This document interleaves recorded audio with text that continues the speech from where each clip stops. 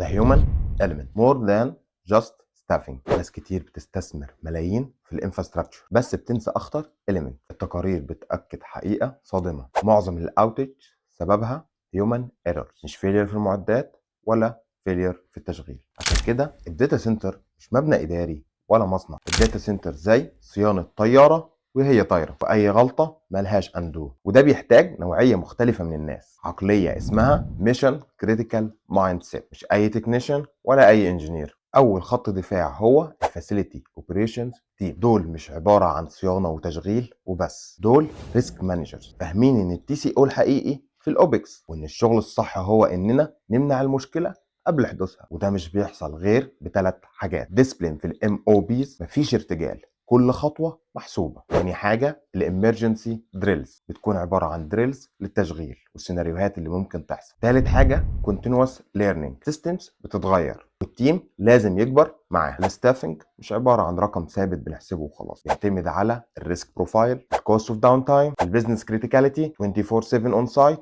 ولا هنشتغل اون كول. ده قرار بيزنس مش مجرد اوبينيون. الاستثمار الحقيقي مش بس في الهاردوير، الاستثمار في العامل البشري هو اللي بيحمي البيزنس لما كل حاجة تانية تفشل.